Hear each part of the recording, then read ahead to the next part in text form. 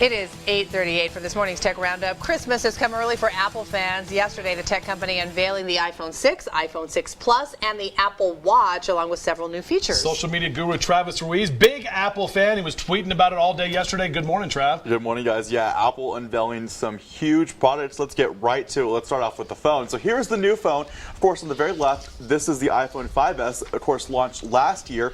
In the middle one, the iPhone 6, and then, of course, on the right, the premium model, the iPhone 6 Plus, of course, trying to compete with the Galaxy. Yeah. All right, so here's what you can expect with the new iPhone. We've got a better battery life, plus a huge issue. It better be. Yeah, so they're saying 24 hours on standby, so certainly some good time and some good battery life when it comes to video, too.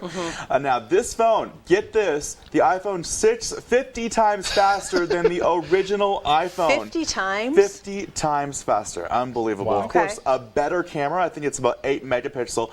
Now, this isn't, it is a lot of megapixels, but actually, whenever you look at the panoramic version, that's even bigger. The reason Apple didn't go with even more megapixels for just the normal camera, of course, they would be huge files.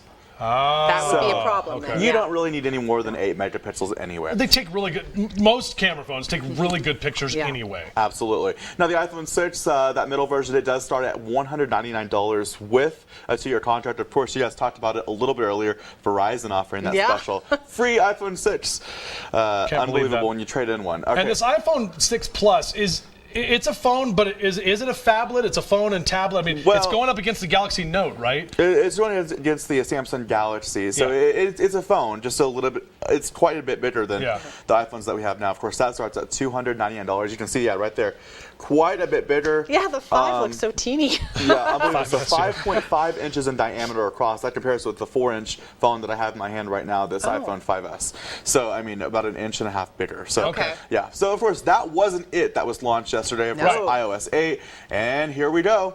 We've got the Apple Watch. We weren't sure exactly what it was going to be called, but there you have it. It's called the Apple Watch. It's I'm surprised they didn't call it an iWatch. I'm surprised too, but they went with Apple Pay. I think they're starting to label things with Apple. Apple Pay, Apple Watch. That one was apple green. Absolutely. All right. It's a green apple. Good one. Good catch. Here's what you can expect with the Apple Watch. There's infrared lights and photo sensors on the back. That's, of course, for pulse detection. So with iOS 8 and this new iPhone, you've got this awesome fitness app, and it helps catch your pulse. So and it keeps track of if you're sitting, that sort of thing. So this is just one of the features of the Apple Watch. Of course, a laminated single crystal of sapphire is the screen. So that's pretty impressive in itself. Is that just on the watch or on both the phones? That's on the watch. Now on the phones, it's going to be a better screen than we've ever seen. But not sapphire. Supposedly shatterproof, not sapphire. Not sapphire. And there is a digital crown on this watch. Yeah, pop up that picture again if we could, Brock. I want to see that thing. It starts at $349, but the little dial you're talking about. Yeah, it looks like a little dial. You'll see it right there on the right. So it's not to So change this the time, is Apple's answer to being able to. This is Apple's answer to be able to magnify things on a small screen. So it can magnify things. It scrolls things seamlessly because obviously it's touchscreen, but when you're touching it with your finger, it's going to cover up the whole screen. And I mean, who has the precision on their finger to be able to I have a hard enough time just texting. Exactly. Are you going to get the watch, Trav, or not? I'm not sure about the watch. $349 is a pretty hefty price. Awfully cool thing. Of course, that available next year. And they still haven't made the screen. They still have the black bars. Why? Why haven't they gone full screen on it? I don't know about that. I don't know. All right. So the iPhone, of course, it is being launched next Friday, so a week from this Friday. You can pre-order this Friday. They will be shipped out the 18th.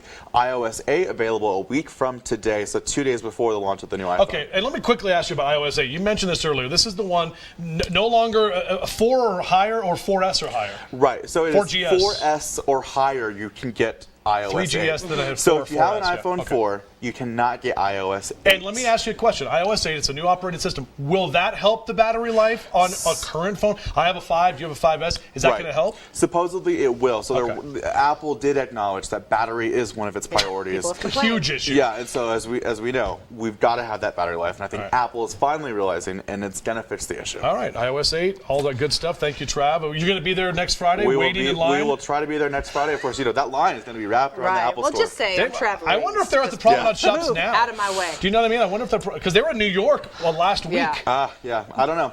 I would not be surprised. People love their Apple products. Yeah, Thanks so much, Trav. Appreciate it. Thanks. 8:43 is your time. We'll be right back.